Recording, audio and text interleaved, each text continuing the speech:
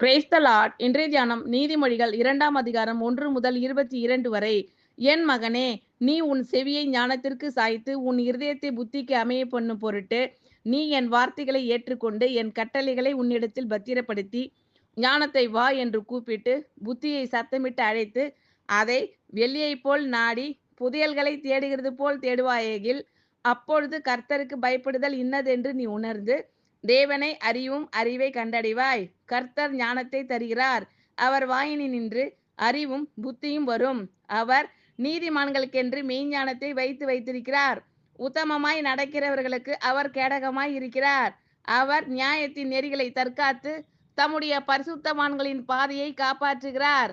அப்பொழுது நீதியையும் நியாயத்தையும் நிதானத்தையும் சகல நல்வழிகளையும் அறிந்து கொள்வாய். ஞானம் உன் இருதயத்தில் பிரவேசித்து அறிவு உன் ஆத்மாவுக்கு இன்பமாய் இருக்கும்போது நல் யோசனை உன்னை காப்பாற்றும். புத்தி உன்னை பாதுகாக்கும். அதனால் நீ துன்மார்க்கனுடைய வழிக்கும் மாறுபாடு பேசுகிற மனுஷனுக்கும் அந்தகார வழிகளில் நடக்க நீதி நெறிகளை விட்டு தீமை செய்ய மகிழ்ந்து துன்மார்க்கருடைய மாறுபாடுகளில் களி கூறுகிறவர்களுக்கும் மாறுபாடான பாதைகளிலும் கோணலான வழிகளிலும் நடக்கிறவர்களுக்கும் நீ தப்புவிக்கப்படுவாய். தன் இளவயதின் நாயகனை விட்டு தன் தேவனுடைய உடன்படிக்கையை மறந்து இச்சகமான வார்த்தைகளை பேசும் அந்நிய பெண்ணாகிய பரஸ்திரிக்கும் தப்புவிக்கப்படுவாய்.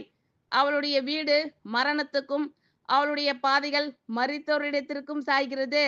அவளிடத்தில் போகிறவர்களில் ஒருவரும் திரும்புகிறதில்லை. ஜீவ பாதைகளில் வந்து சேருகிறதும் இல்லை. ஆதலால் நீ நல்லவர்களின் வழியிலே நடந்து நீதிமான்களின் பாதைகளை காத்து கொள்வாயாக. செவ்வையானவர்கள் பூமியிலே வாசம் பண்ணுவார்கள். உத்தமர்கள் அதிலே தங்கியிருப்பார்கள். துன்மார்க்கரோ பூமியிலிருந்து அறுப்புண்டு போவார்கள். துரோகிகள் அதில் இராதபடிக்கு நிர்மூலமாவார்கள். என் மகனே, நீ உன் செவியை ஞானத்திற்கு சாய்த்து உன் இருதயத்தை புத்திக்கு அமையும் பண்ணும் பொருட்டு நீ என் வார்த்தைகளை ஏற்றுக்கொண்டு என் கட்டளைகளை உன்னிடத்தில் பத்திரப்படுத்தி ஞானத்தை வா என்று கூப்பிட்டு புத்தியை சத்தமிட்டு அழைத்து அதை வெள்ளியைப் போல் நாடி புதையல்களை தேடுகிறது போல் தேடுவாயில் அப்பொழுது கர்த்தருக்கு பயப்படுதல் இன்னதென்று நீ உணர்ந்து தேவனை அறியும் அறிவை கண்டடைவாய். கர்த்தர் ஞானத்தை தருகிறார். அவர் வாயினின்று அறிவும் புத்தியும் வரும். அவர் நீதிமான்களுக்கென்று மெய்ஞானத்தை வைத்திருக்கிறார். உத்தமமாய் நடக்கிறவர்களுக்கு அவர் கேடகமாய் இருக்கிறார். அவர் நியாயத்தின் நெறிகளை தற்காத்து தம்முடைய பரிசுத்தவான்களின் பாதையை காப்பாற்றுகிறார். அப்பொழுது நீதியையும் நியாயத்தையும் நிதானத்தையும் சகல நல்வழிகளையும் அறிந்து கொள்வாய். ஞானம் உன் இருதயத்தில் பிரவேசித்து அறிவு உன் ஆத்மாவுக்கு இன்பமாய் இருக்கும்போது நல் யோசனை உன்னை காப்பாற்றும். புத்தி உன்னை பாதுகாக்கும்.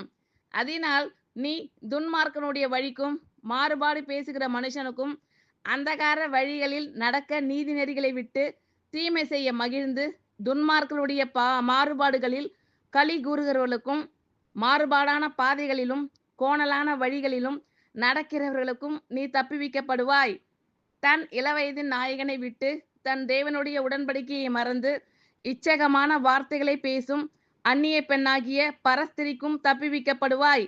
அவளுடைய வீடு மரணத்துக்கும் அவளுடைய பாதைகள் மரித்தோரிடத்திற்கும் சாய்கிறது. அவளிடத்தில் போகிறவர்களில் ஒருவரும் திரும்புகிறதில்லை. ஜீவ பாதைகளில் வந்து சேருகிறதும் இல்லை. ஆதலால் நீ நல்லவர்களின் வழியிலே நடந்து நீதிமான்களின் பாதைகளை காத்து கொள்வாயாக. செவ்வையானவர்கள் பூமியிலே வாசம் பண்ணுவார்கள். உத்தமர்கள் அதிலே தங்கியிருப்பார்கள். துன்மார்க்கரோ பூமியிலிருந்து அறுப்புண்டு போவார்கள்.